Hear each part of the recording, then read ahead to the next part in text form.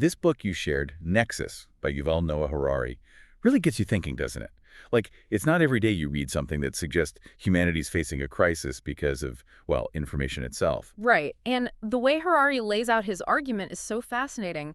He's saying it's not just that we have a lot of information, it's that information actually shapes our reality. Okay, I'm intrigued, but help me wrap my head around that.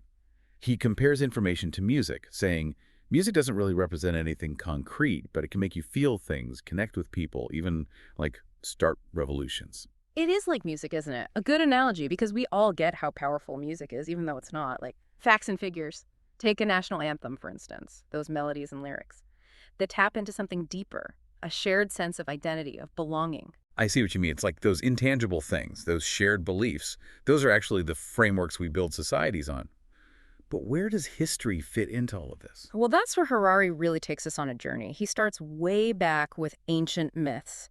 You know, the stories early humans told themselves about the world. He makes the case that Homo sapiens, us, we had this advantage because we were able to create and believe in these elaborate myths, these shared stories. So you're talking about stories about gods, creation myths, all that. Exactly. Harari argues that those stories, whether true or not, allowed sapiens to cooperate in larger numbers than, say, Neanderthals. They built trust, a sense of shared purpose, something Neanderthals, with their smaller groups and less complex communication, just couldn't replicate. So it's like storytelling, even back then, was a way of organizing society, giving us an edge. That's wild. And it's not such a leap to what Harari talks about next, the development of bureaucracy. Might not sound as exciting as myths, but Yeah, bureaucracy doesn't exactly scream riveting, I'll admit. true, but stick with me. Harari says the invention of writing, specifically the ability to make lists, keep records, that was huge GE. It changed how information was controlled, how power was wielded. Okay, I can see how writing things down would change things, but how did it shape reality itself? Think about it. Before writing, laws were passed down orally, agreements were based on memory, fluid, open to interpretation.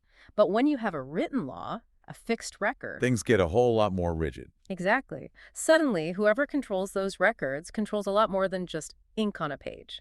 Look at ancient Egypt scribes. The literate elite, they had immense power because they were the keepers of information, the architects, really, of the entire system. We've gone from myths shaping early humans to the power dynamics of bureaucracies. It's like we're tracing the evolution of how information shapes reality. But then Harari throws us a curveball: computers. He doesn't see them just as another invention, though. It's much bigger than that, he says. What Harari argues is that computers are fundamentally different from anything else humans have ever created. Because they don't just process information, they're starting to interpret it, to make decisions based on that information, creating their own realities, in a way. And those realities affect us in very real ways. Okay, hold on, that's a huge thought. Give me an example. How is a computer creating a reality? Something we take for granted now: Google searches. You type in a question, you get pages of results. But you're not seeing everything out there on that topic, are you? It's Google's algorithm presenting you with a very specific reality, what it deems most relevant. So the algorithm decides what we see, what we don't see. Never thought of it that way. And the criteria it uses, those aren't always transparent. This ranking, though, it has huge implications. From what we buy to which businesses succeed. It's shaping our world. We think of search engines as neutral tools, but if they're shaping our understanding, that's... wow.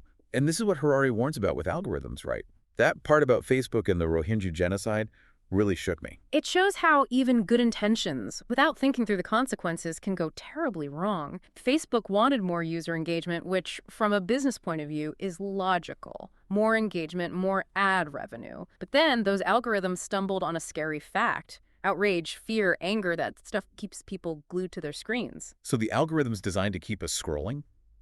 They ended up amplifying the very things that tear us apart. Exactly. And in Myanmar, it was devastating. Those algorithms, all about engagement above everything else, they created this space online where hate speech, fake news about the Rohingya, it just exploded. That, mixed with existing tensions, it fueled violence, even genocide. It's terrifying to think algorithms could have such real-world impact even when the people who made them didn't intend for that to happen. And that's Harari's point. We can't be naive about the power of this technology. Even if the goal is something like maximize engagement, the consequences can be huge and awful. We have to think critically about what we ask these systems to do, understand how they work, before things go wrong, not after.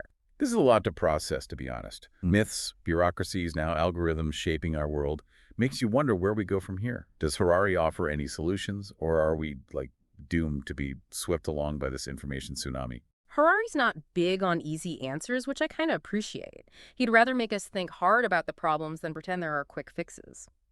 One of his biggest concerns, and it's a big one, is what all this means for democracy.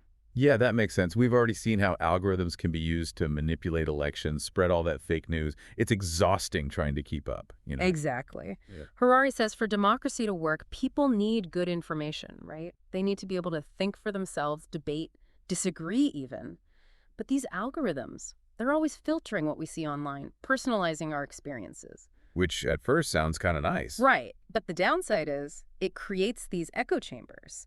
People only see what confirms their existing beliefs, makes it harder to have real conversations. That's the opposite of what democracy needs. So it's not just the tech itself, it's how that tech affects our ability to think critically, to even talk to each other. And that leads to another thing Harari brings up that's kind of scary: data colonialism. Data colonialism. Okay, now that sounds ominous. Break that down for me. Remember learning about colonialism in school? European powers going to other parts of the world, taking their resources, their gold, their spices. Yeah, not exactly humanity's proudest moment. Well, Harari says data is the new resource. These tech companies, they're gathering huge amounts of data about us, our online habits, what we like, even our emotions. And using it for their own gain. Of course. They analyze it, figure out our patterns, then target us with ads, try to influence what we think, what we buy. It's a new power dynamic, and it's not exactly balanced. This whole conversation has really been eye-opening. It's like we're just starting to understand the power of information in this digital age, and the stakes are high. That's Harari's gift, really. He forces us to confront these uncomfortable truths and hopefully to do something about them. One last thing to chew on. If you thought the debates about the soul, about consciousness were big, Harari says, just wait. We're going to have to figure out what it even means to be human in a world run by algorithms, by AI. That's the future we're walking into. It's a lot, isn't it? Makes you wonder, what does free will even mean if our choices are being nudged, shaped by algorithms we don't even fully understand? So that's something we could spend a whole other deep dive exploring. Absolutely. But for now, it's something for all of us to think about. This deep dive into Nexus has been incredible. Gave me a whole new way of looking at the world, that's for sure.